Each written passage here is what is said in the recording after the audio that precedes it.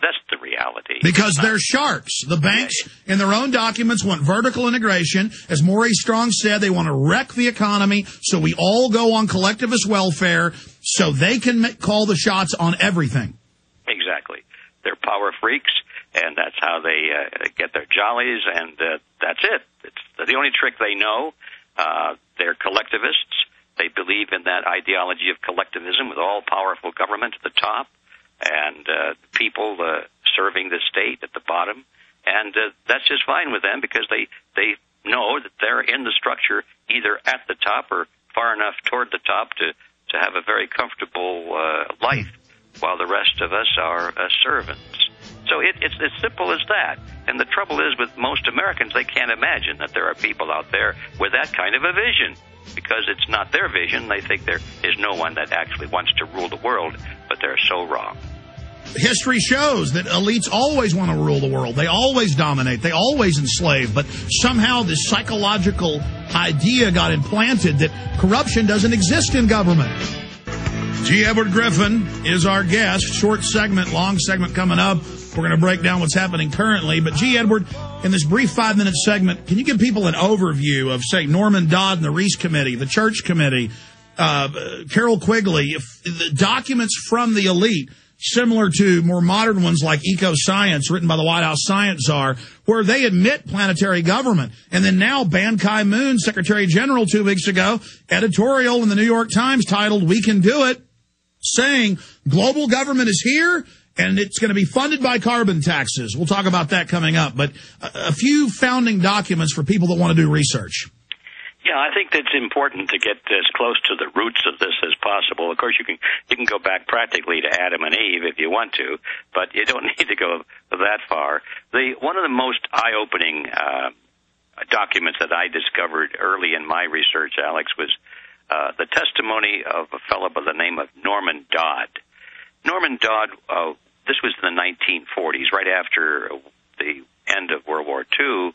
There was a lot of concern among a lot of Americans, and particularly some newspaper editors. The Hearst newspaper chain in particular was very concerned in writing editorials about the tax-exempt foundations in America, obviously promoting what was in those days blatant communist propaganda. I found that hard to believe when I read those editorials. But I went to the documents themselves from the tax-exempt foundations, and lo and behold, they were right.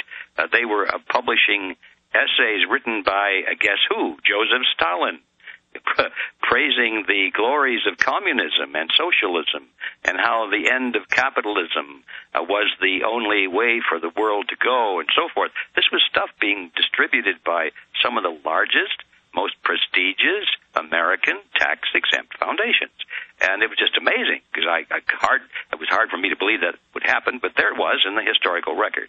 And so the Hearst papers and others, a lot of newspapers around the country, were writing editorials exposing this. And, of course, that triggered a lot of alarm on the part of the American people, and they wanted their government. People in those days, like today, still thought that their government, represented them, and so they wanted their government to investigate this, not realizing that already, even in those days, our own government was being heavily influenced by tax-exempt foundations and the financial interests that supported them. But anyway, the idea was that they wanted an investigation of these tax-exempt foundations to see if they were, in fact, un-American, is the word they used. That they were advocating systems that required the destruction of the American way of life and using a process that was not constitutional. I mean, the American system is designed to be changed if necessary and if it's the will of the people, but there's a constitutional path for that change. And so they were concerned about groups such as the Communist Party in those days pursuing an unconstitutional path through a violent revolution and that sort of thing. So there was a committee established in Congress headed by Congressman Carol Reese. And I've forgotten the exact title of the committee. It's a long title, but they just referred to it as the Reese Committee, and its purpose was to investigate tax-exempt foundations. Well, that's just background. They hired a fellow by the name of Norman Dodd to be their chief investigator. And Norman Dodd was he came from banking circles, actually. Excuse me. He had worked for some of the largest banks of New York. He knew how the power structure worked and all of that, and he was not very happy with it, as a matter of fact. He had left banking, and, well, we won't go through his career, but eventually they did select him to be the chief investigator. So now we finally get to the Norman Dodd testimony, which I ran across, I guess in the middle 1960s when I was researching a lot of the government documents put out by the House Committee on Un-American Activities and the Senate Internal Security Subcommittee. And one of those obscure documents, and believe me, I had stacks of these things that probably, if they were all put on top of each other, would probably go 8 feet to the ceiling of the house here. And one of those obscure documents, I ran across the testimony of Norman Dodd, and it almost knocked my socks off.